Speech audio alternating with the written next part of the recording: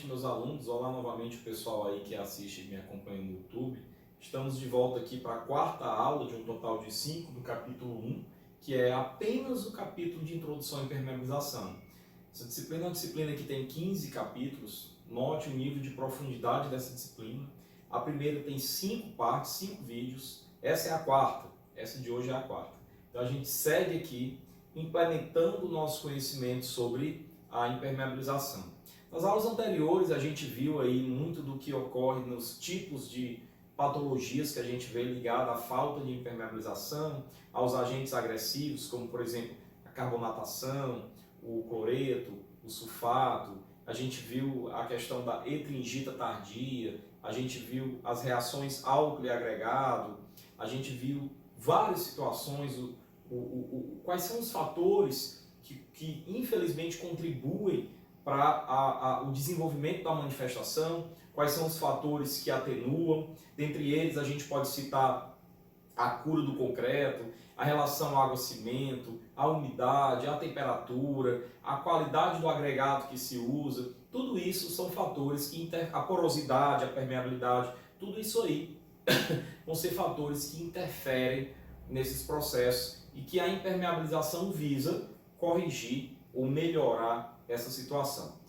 Como prometido, nessa aula de hoje, a gente vai, a partir do conhecimento que adquiriu no vídeo anterior, nos slides anteriores, a partir do conhecimento do que é cada manifestação patológica ligada aqui à falta de impermeabilização, a gente vai trazer alguns estudos de caso e a gente vai discutir que manifestações patológicas ocorreram. Dentre essas situações, nós temos aqui equipamentos de construção civil muito famosos, estádios de futebol, pontes, ok? Vamos à nossa aula então, estudos de caso, parte 4 do capítulo 1. Identificando manifestações patológicas, tá? Então vamos lá, eu tenho aqui 12, 13 estudos de caso para a gente fazer uma análise. A aula de hoje basicamente só fotos, tá? Vamos lá. Primeira situação que a gente tem, e eu já estou dizendo qual é a manifestação patológica, pessoal, ausência de permeabilização em estádios, no plural, em estádios de futebol. No Brasil, nós não temos a cultura, olha só, de pegar uma estrutura de concreto dessa inteira, tudo isso aqui é estrutura de concreto, e impermeabilizar. E é uma estrutura de concreto que fica exposta à chuva, à dilatação térmica, às intempéries. Então você não tem impermeabilização nesse tipo de obra. A gente também tem que dar um desconto porque a impermeabilização propriamente dita é algo um pouco mais recente, de 20 não, mas ok, 30, 40 anos para cá. Antes disso, quando foi construído aqui esse estádio, que vocês conhecem, é o estádio do São Paulo Futebol Clube, é o Morumbi, tá? Você tem estádios que não tinham a impermeabilização. Então, qual é a consequência de você não ter impermeabilização? Se você olhar bem direitinho para essa foto, tirada por debaixo da arquibancada, você vai ver tudo vazando. Você vai ver manchas aqui mostrando o caminho da água. Você vai ver manchas esbranquiçadas mostrando carbonatação, tá? Então tá tudo vazando aí. A armadura, em vários lugares, você vai ver nas fotos, está toda deteriorada, está toda corroída pela ausência de impermeabilização. Então a manifestação patológica aí vai ser a corrosão das armaduras por conta da ausência de impermeabilização, tá? Uma breve descrição para que a gente possa compreender as próximas fotos. O Morumbi, ele é feito de 3 anéis, tá? O anel superior, o anel intermediário e o anel inferior. Teoricamente, olhando assim grosseiramente por cima das fotos, teoricamente, somente o anel superior é o que vai sofrer uma corrosão, um processo de degradação maior, pois ele é que está exposto aí à chuva, né? Mas, lembrando que quando você tem chuva, você tem vento também, e você tem aqui uma certa distância entre os anéis. Alguns elementos construtivos que, se tiverem ausentes, vão favorecer a corrosão dos outros anéis, poderão contribuir para essa corrosão. Como, por exemplo, a ausência de pingadeiras aqui na ponta de um anel provoca a entrada de água para a parte inferior e interna. pingando no anel de baixo também. Então, tanto você passa a ter uma corrosão da parte interna da arquibancada de cima, como você passa a ter pingos na arquibancada imediatamente inferior a ela, abaixo dela, né? Então, a pingadeira é um elemento simples construtivo, mas que se não tiver lá, já provoca, já facilita esse espalhamento da degradação. Bom, se você olhar essas fotos, essa foto aqui você percebe o seguinte: 2 anéis, e o fotógrafo está embaixo. Então, o fotógrafo está aqui no anel vermelho, de cadeiras vermelhas, tá? Olhando para cima. Perceba que a laje lá de cima está toda corroída. Está toda corroída por cima, que nós vamos ver em outras fotos, está toda corroída por baixo. Isso aqui é a ausência de pingadeira, ó, está vindo deteriorando. Olha que surpresa desagradável. O anel intermediário também está todo corroído. Também está pingando aqui onde o fotógrafo está. Olha aqui o que é que você percebe com relação às ferragens. Em vários lugares ferragens expostas, então você percebe cobrimento insuficiente, você percebe processo corrosivo avançado. Se você for olhar aqui, pessoal, olha o que é que está acontecendo aqui. Junção de 2 vigas, estava pingando entre elas, o estádio foi lá e colocou uma calha. Vamos resolver o problema, vamos colocar uma calha. Tira-se a calha, vamos ver o que é que está acontecendo. Quando se tira a calha para ver o que é que está acontecendo, olha o que é que está acontecendo. Um processo corrosivo extremamente avançado. O cobrimento aqui foi embora. A estrutura aqui, a armadura, perdão, está toda corroída. Tem que fazer uma recuperação dessa estrutura, tá? Se você for olhar aqui também na parte de baixo, aqui você tem a existência de eletrodutos e tudo um processo corroído também. A armadura já foi embora. Então, o principal problema aí foi a ausência de permeabilização no Morumbi, tá? Bom, se você for olhar para a parte de cima das arquibancadas, que está exposta à chuva, você vai ver as armaduras em todo canto. O recobrimento todo desgastado. Processo corrosivo aí por carbonatação avançado. Isso é em São Paulo. Avançado já, tá? Então aqui você nota também o processo corrosivo indo lá para os engastes, certo? Então em pontos fundamentais, em pontos cruciais da estrutura, onde você não pode permitir que tenha esse processo corrosivo, está tendo por problema ligado à falta de impermeabilização, tá? Bom, aqui é um segundo caso que ainda é estádio de futebol, mas veja que eu coloquei discretinho. Esse aqui é um antigo estádio do Palmeiras, que com a construção da nova Arena Allianz Parque do Palmeiras, esse estádio foi demolido já, que era o antigo Parque Antártica, né? Mas esse estádio aqui teve grandes problemas também ligados à ausência de impermeabilização. Eu não vou mostrar outras fotos, mas tem mais umas 2 fotos desse daqui, mas dá para você ver claramente, olha a situação dessa viga.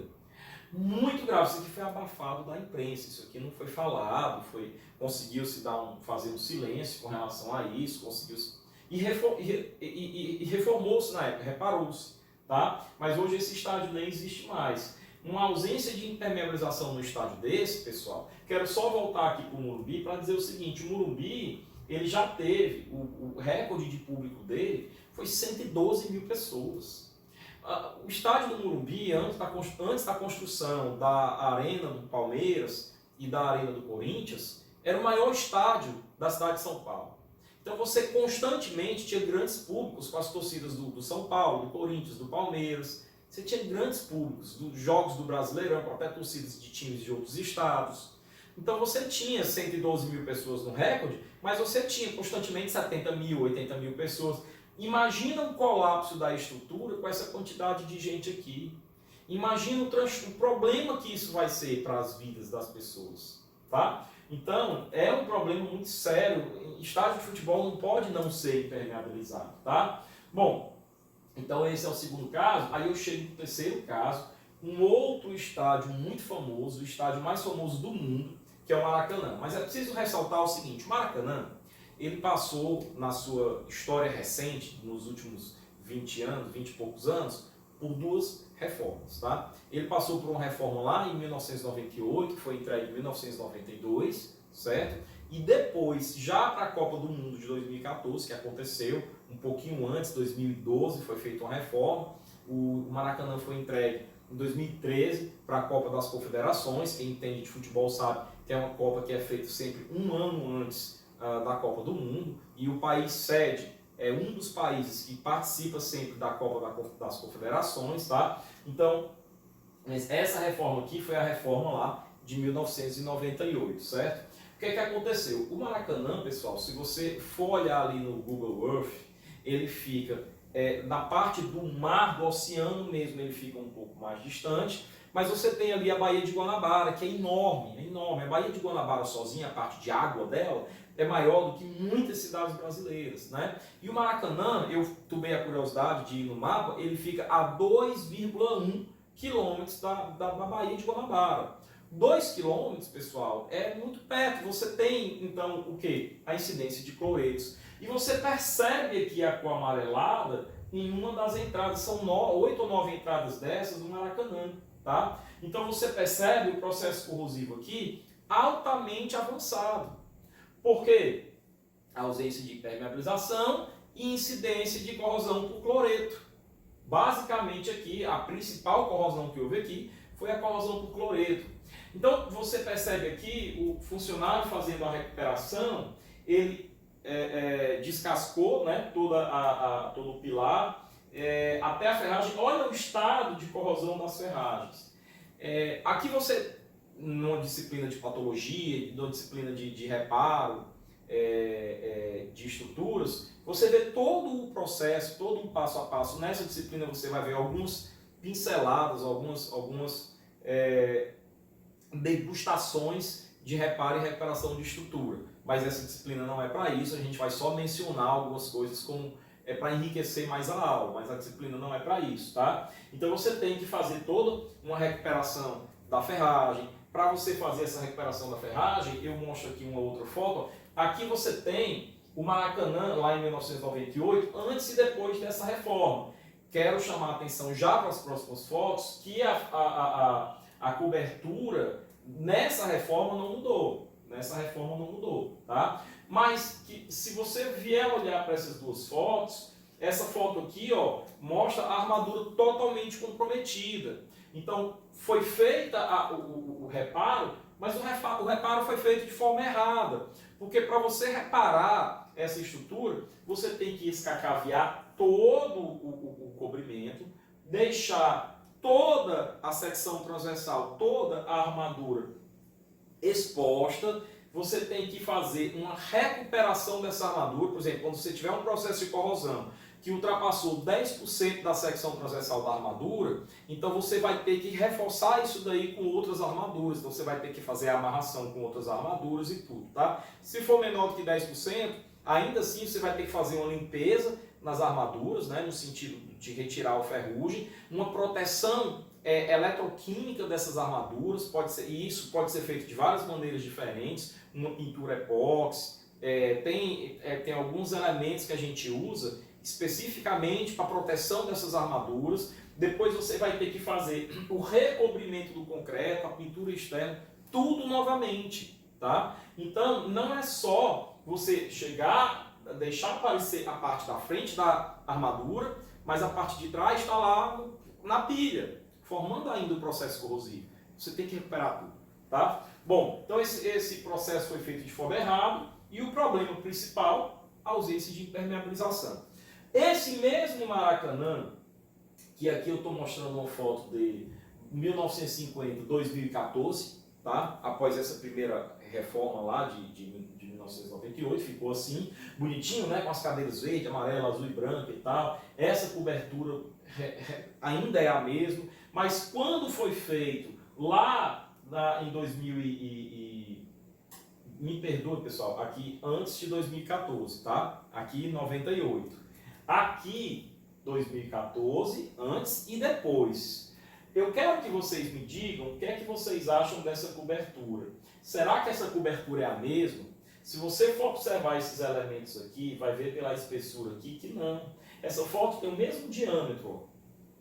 Então, a cobertura aqui é outra. O que é que aconteceu aqui? Aqui é uma foto de dentro, lá daquela reforma de 2014. Né? O que aconteceu aqui foi o seguinte.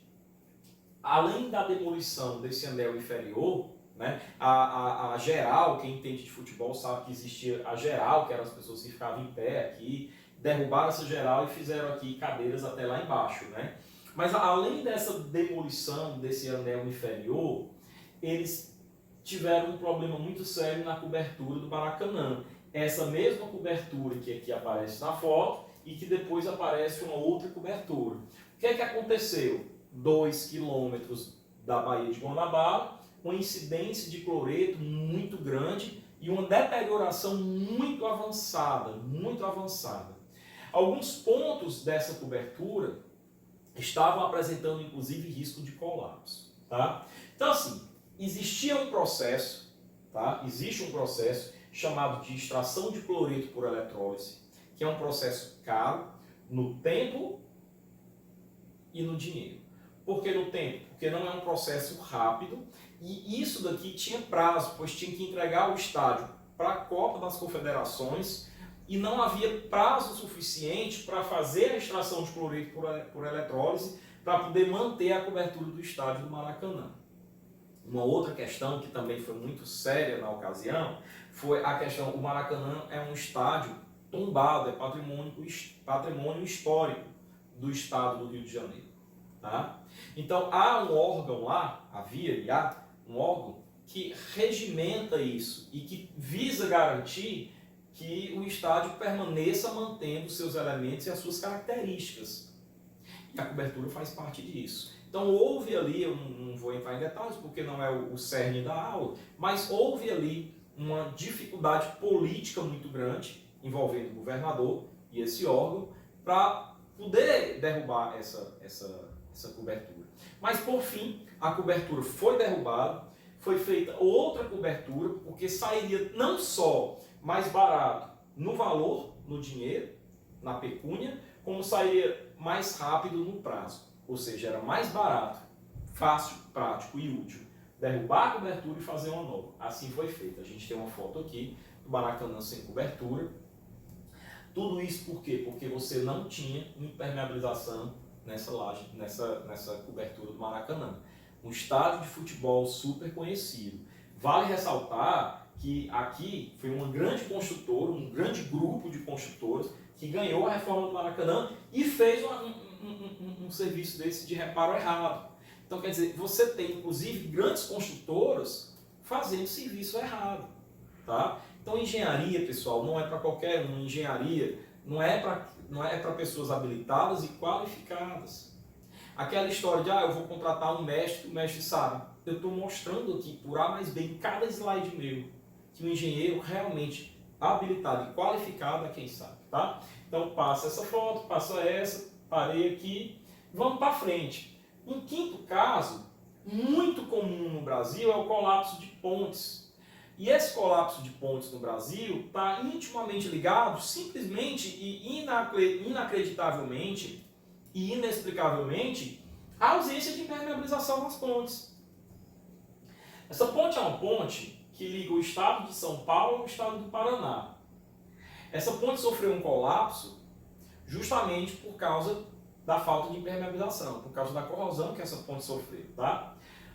Por sorte, o que aconteceu? Se você olhar direitinho aqui na imagem, tem outra ponte. O tráfego foi desviado para essa outra ponte e essa ponte pôde ser recuperada. No Brasil, você tem cerca de 20 mil pontes hoje no Brasil, talvez até um pouco mais. Mas se você contar ponte, pontilhão, viaduto, essas obras de arte, você tem em torno de 200 mil no Brasil. E só duas, eu vou repetir, somente duas de 200 mil dessas pontes são impermeabilizadas. Uma em Campina Grande, na Paraíba, terra da professora Josicleide, e outra no interior do estado de São Paulo. Só duas, 200 mil. Duas, 200 mil. É gritante, pessoal, como a gente precisa amadurecer a nossa engenharia no Brasil. Tá? Veja que aqui é uma outra ponte, não é a mesma. Olha o estado da ferragem aqui. Totalmente corroída. Olha o estado de desagregação do concreto ao redor. Totalmente carbonatado. Cloreto, carbonatação. ocorrendo as duas manifestações aí, tá? Bom, olha que choque de realidade. Aí você chega em alguns países desenvolvidos e você se depara de forma normal e habitual em todas as pontes e viadutos com isso daqui. As empresas promovem lá a impermeabilização de todas as pontes e viadutos. Por quê? Primeiro porque eles são espertos no sentido de fazer obras mais duradouras, de aumentar a vida útil de projeto e de gastar menos com manutenção.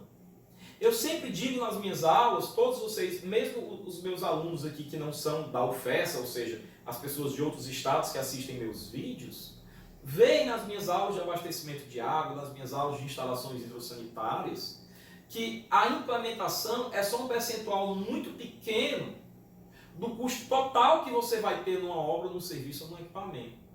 Ele é, dependendo do tipo de obra, serviço ou equipamento, no sentido mínimo, até 5% do valor total. É o caso de uma bomba de uma estação elevatória. O custo, o preço da bomba, o preço que você paga pela bomba na loja ou no fabricante, que você costuma tê-lo como sendo 100%, ele é só 5% do custo total, os outros 95% manutenção.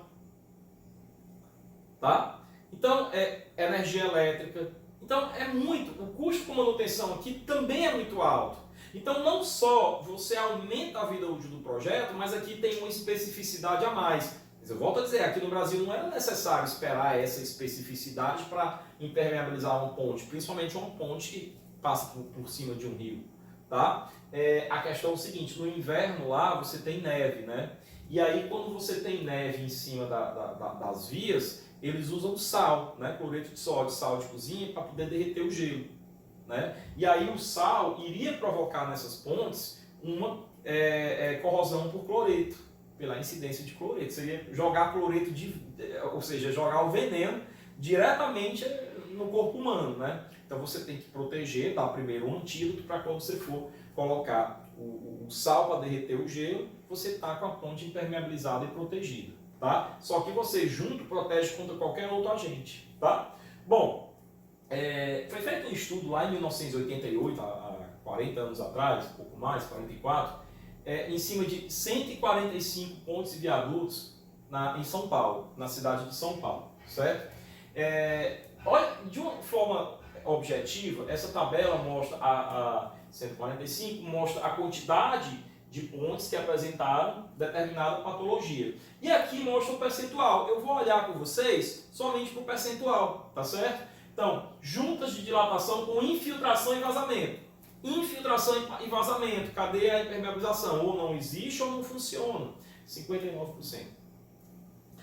Vigas e lajes com infiltração e ou armaduras expostas. 57%. Estrutura. Tudo aquilo que a gente viu nas aulas anteriores acontecendo aqui. Ó, pilares com armadura exposta ou oxidados, 14%. Isso aqui é muito. Isso aqui sozinho já é inaceitável. 14% dos pilares com armadura exposta ou em oxidação são processos que poderão levar ao colapso. Só esses 14% já poderão levar a estrutura ao colapso. Né? Aí você tem muros de arrimos e encontros com desaprumos, 12%. Tá? Olha aqui, lesões não estruturais em gradis, calçadas, tampões, 46%. Então, quer dizer, é muita coisa. Aí, se você for pegar aqui o grau de risco que foi feito naquele estudo, com alto risco você tem 16%. 16% das 145 pontos, ou seja, 22 pontos, estão com alto risco de colapso. Basta uma colapsar numa hora de tráfego para você ter várias mortes. Aí você tem com médio risco 12% e com um baixo risco 72%. 72% estão com risco. Ainda que, quer dizer, 100% está com risco, 100%, mas 72% está com risco baixo. Isso aqui é um número muito alto. Né? Então a gente tem que refletir sobre a impermeabilização. Os projetos de impermeabilização têm que ser feitos, têm que ser levados a sério, e a norma NBR 15575, ela traz essa obrigatoriedade. Então tem que se olhar para a impermeabilização de agora em diante não só para aquelas áreas que lidam com água, como o box do chuveiro, áreas internas de banheiro, cozinha, mas também piscina, mas também áreas que estão expostas às intempéries, aos agentes agressivos do meio. Tem que ser impermeabilizadas. Tá? Eu estou mostrando aqui a importância dessa impermeabilização. Bom, passando para frente um pouquinho, aí a gente começa a parte que seria cômico se não fosse trágico. A gente às vezes vai, o engenheiro, fazer uma inspeção predial, fazer uma vistoria, aí ele se depara com situações específicas, lisonjeiras, para não usar, eu estou tentando ser leve, né? Você tem ali um subsolo de garagem, né? E você tem a sua laje, em cima é um pátio aqui, é o térreo, é o pilotis, né? Aí o carro, para não receber a goteira, até porque a água que infiltra aqui dissolve o hidróxido de cálcio, sofre a carbonatação, o CaCO3 desce, carbonato de cálcio. Quando ele pinga no carro, mancha a pintura. Então, há, obviamente, um processo natural de carbonatação por águas que infiltram em lajes, e quando pinga lá embaixo, pinga branco, né? Então, você tem algo que mancha a pintura. Aí, síndico, proprietário, a turma não quer fazer, não vai ser muito dinheiro, já estou inadimplente com o condomínio, não vou fazer. O que é que faz? Não, então eu vou dar meu jeito. Aí ele coloca aqui um telhado, abaixo da laje, né? E aí ele protege o carro dele. Só que isso não resolve. E muitas vezes quem está aqui embaixo nem consegue ver o problema acontecendo. Então você está escondendo o problema, né? Então isso é uma coisa realmente muito séria e que não deve acontecer, que deve ser aqueles que forem no futuro trabalhar com inspeções prediais devem orientar os seus síndicos a não permitirem esse tipo de serviço por iniciativa individual, tá? Bom, caminhando um pouquinho mais à frente, eu até coloquei assim, há muito tempo atrás, em uma galáxia muito distante. Há quanto tempo isso aqui está aqui, pessoal? Isso aqui é uma trinca, né? Uma fissura que houve na laje, está pingando a água carbonatada aqui, e ela está pingando há tanto tempo que já formou estalactite e estalagmite. E aí colocaram uma calha aqui para que a estalactite e a estalagmite não chegassem talvez no carro que tem ali embaixo. A coisa já está tão feia que essa calha que foi usada aqui já está precisando de reparo, a calha já está precisando de reparo, né? E aí uma coisa curiosa, quando a gente estuda engenharia, a gente sabe que a gente faz uma laje de cobertura e em cima o telhado da cobertura. É a primeira vez que eu vejo o telhado embaixo da laje de cobertura, ou seja, a laje acima da cobertura. Isso que é muito ruim, porque você não está vendo o que está acontecendo lá em cima. Mascara o problema, tá? Bom, aqui nós temos uma situação em que acima dessa laje nós temos uma piscina.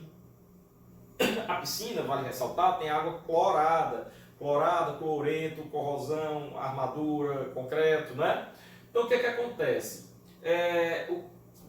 Começou a dar infiltração da água dessa piscina no pavimento inferior. O que é que a turma faz? Não, vamos resolver o problema. Qual é o problema? Está pingando no meu carro. Então vamos colocar uma calhazinha aqui para tirar essa água daqui e mandar para lá. E aí deixa eu ver se eu tenho uma foto ampliada. Está aqui um exemplo, ó, a calhazinha bem aqui, bonitinha. Parece água pluvial, né? Bonito, né? O cara desse tem vocação, só precisa ir para o lado branco da força, né? E não para o lado negro da força, segundo a referência do Star Wars. E aí o cara coloca uma tubulaçãozinha aqui, ó, né? Outra calhazinha. Só que ele tira essa calha da laje, tira essa calha da viga e manda a água, deixa eu ver se eu tenho uma foto aqui, e manda a água para o pilar. Aí quando você vai ver lá na base do pilar, corrosão na base do pilar, porque a água está sendo mandada para lá, tá? Então, tipo de situações que você não pode ter. Bom, e aí, gambiarra. Por que gambiarra? Porque o cara pega a injeção de espuma, né, de poliuretano hidroreativo, desculpa, eu confundi com poliestileno. Poliuretano aqui é o seguinte, o poliuretano hidroreativo, ele é uma medida paliativa, ele é uma medida transitória. O que é que acontece? Você joga aqui através do lançamento, o poliuretano hidrorreativo. Ele é uma espuma que, quando em contato com a água, ele é uma substância que, quando em contato com a água, se expande. Depois você joga um outro poliuretano em gel para garantir a impermeabilização para fechar. É assim que é feito esse tipo de serviço. Agora, esse tipo de serviço ele é temporário. Ele é para cessar a pingadeira aqui, por exemplo, enquanto você não prepara o ambiente para poder cessar a infiltração. Qual é o grande problema de você injetar poliuretano hidrorreativo? É que quando você injeta, você cessa o vazamento ali, mas a água, o vazamento não cessou, né? Então você está mantendo a água dentro da estrutura e você já não sabe mais nem para onde é que a água vai espalhar, porque você tirou o caminho natural dela. Então a tendência é de você aumentar a carbonatação, de você aumentar a corrosão, se essa água for uma água de piscina que estiver acima, aumentar a corrosão por cloreto, e isso vira a estourar em vários outros locais. Então isso daqui não pode ser feito. Se alguém chegar para você, se você vira isso daí, você tem que alertar o síndico, você tem que alertar o seu cliente. Olha, isso aqui é um paliativo, isso aqui é temporário, é paliativo no sentido de temporário. Vai resolver o problema da pingadeira, mas não resolveu o problema da estanqueidade. Você tem que achar o vazamento. Aqui você não achou, você só tirou o vazamento dali, fechou os olhos para ele, tá? Então, nessa situação aqui, olha o que aconteceu. Aqui em cima você tem o pilotis. Ele lançou, isso aqui foi feito, até também pode ser, é uma das ferramentas que pode ser feito para encontrar o vazamento, onde é que está passando o vazamento, certo? Como lá aqui em cima não é piscina, eu vou mostrar uma outra foto aqui, ó. Opa, não está aqui. Aqui em cima não é piscina, é pilotis. O que é que foi feito? Injeta-se o poliuretano, molha-se bastante o lugar aqui, porque ele reage com água para formar espuma. Então ele tem que estar, no momento da injeção, com a área bem molhada mesmo, tá? Quanto mais água nesse caso aqui, melhor no momento da injeção. A espuma começa a sair pelo outro lado. Nesse caso aqui foi bom para você visualizar onde é que está.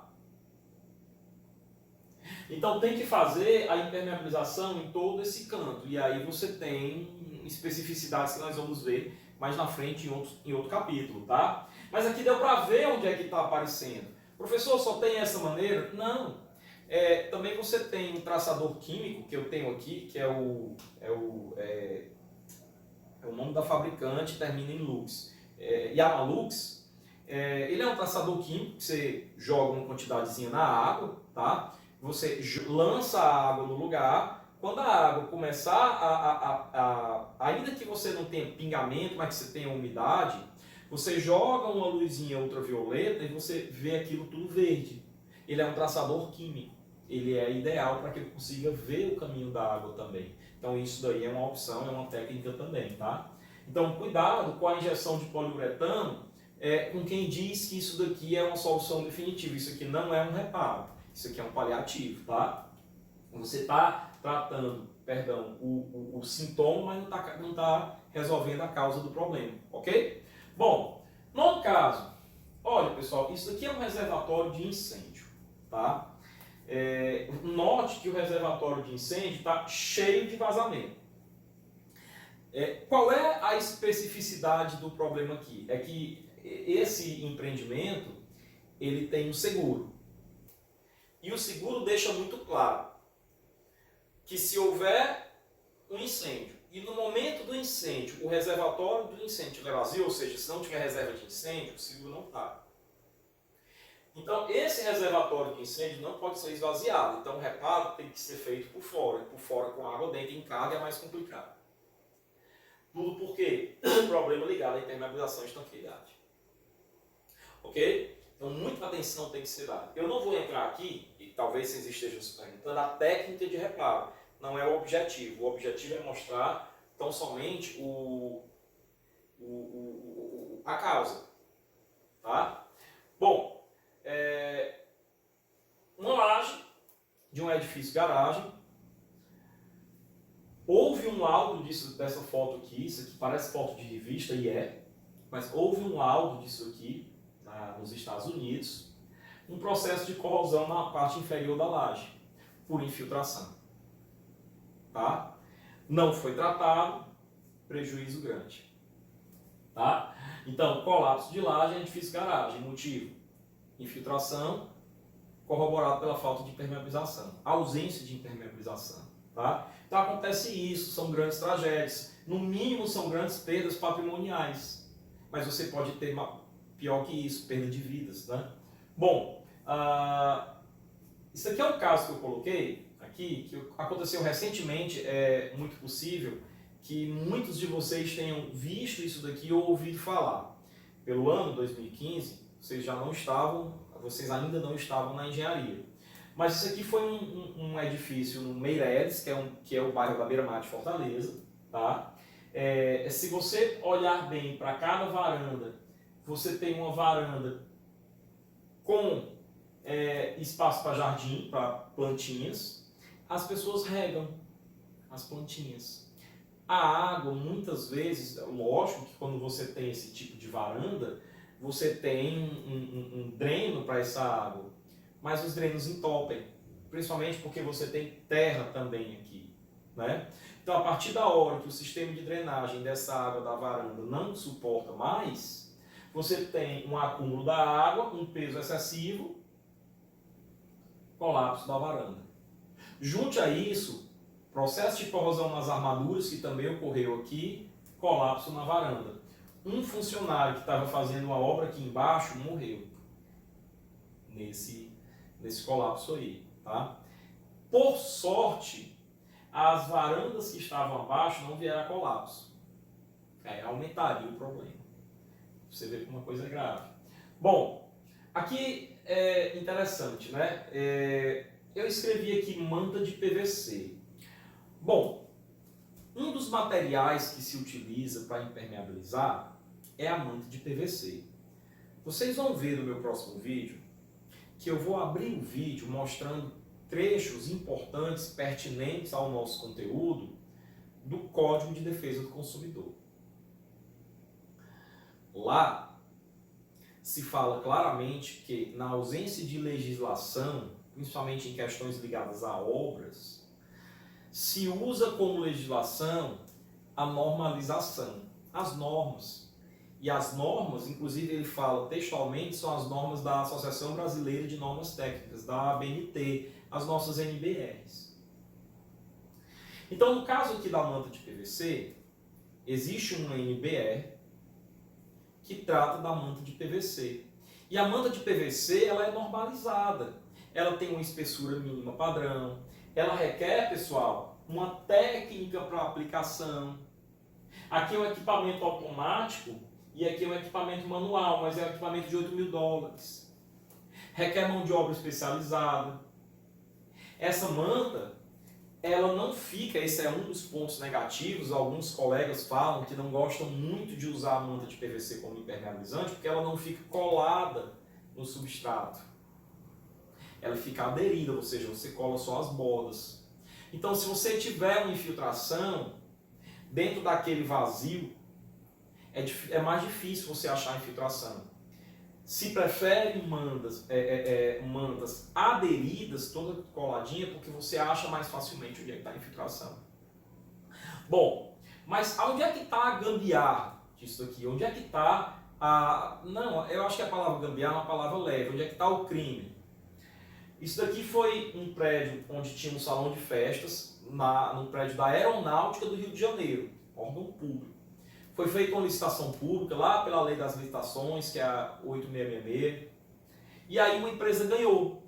Essa empresa que ganhou era uma empresa, mas ela não tinha experiência com impermeabilização. Mas ela ganhou porque tinha o menor preço. O que aconteceu? Ela, ou para economizar, ou para ser realmente criminosa, ou para qualquer coisa, ela não comprou PVC de construção civil. Ela foi na indústria de tecidos e comprou toalha de mesa, em rolo, tipo o Amazonas Tecidos, que aquilo ali também é de PVC, é um filme plástico, é um PVC. Mas aquilo não é para construção civil, nem é normalizado, nem é nada. Aí o pior de tudo é que ao invés de fazer o processo de colagem com a substância certa e com a ferramenta certa, eles colaram com cola de sapateiro.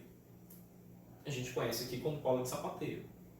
Foi desse jeito que foi feito esse processo. Então tem muita gente que se diz aí construtor que faz isso, tá? Gambiarra à vista. Bom, para terminar, eu quero mostrar, isso aqui é na Inglaterra, a diferença entre essas duas imagens. Não são o mesmo prédio antes e depois de tratamento, não. São dois prédios de um mesmo conjunto, vizinhos. Um que não tem manutenção, que não recebeu tratamento, que não recebeu impermeabilizante. O outro que foi tratado com hidrofugante. O que é que ele faz? Ele dá fuga à água, ele tira a água. Nesse você vê o prédio bem novinho. Se você fosse especializar em avaliação de imóveis, que é uma área de especialização da engenharia, você vai perceber que o valor, mesmo eles tendo a mesma localização, mesma área, o valor dessa edificação, dessa casa aqui, é muito mais alto do que o desse. Por causa do estado aparente, por causa da manutenção. E aqui você nota um preto e um branco. O preto mostrando a presença de umidade e fungos, porque você não está retirando a água está aí, o tijolo é aparente. Então você tem no ambiente interno disso daqui uma situação que não é boa para a saúde respiratória das pessoas que ali habitam. E no ambiente externo você tem manchas escuras e você tem esse esbranquiçamento. Eu queria perguntar para vocês o que é esse esbranquiçamento de acordo com o que a gente já viu. Isso aqui, pessoal, é uma eflorescência, a carbonatação. Né? O hidróxido de cálcio reagiu com a água, formou o carbonato de cálcio, foi lixiviado pela água e saiu com essa mancha branca. Carbonatação, lixiviação. Lixiviação. Todo manchado de branco aqui. Tá?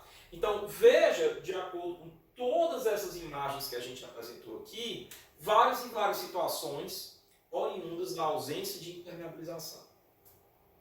Essa aula, ela tem esse objetivo, mostrar para vocês situações mais sérias. Eu falei tanto ali de colapso, como falei também nesse final agora, do valor do imóvel. Quando ele tem um tratamento adequado, me refiro à impermeabilização, quando ele não tem. O estado, a idade aparente, o estado de conservação ficam diferentes.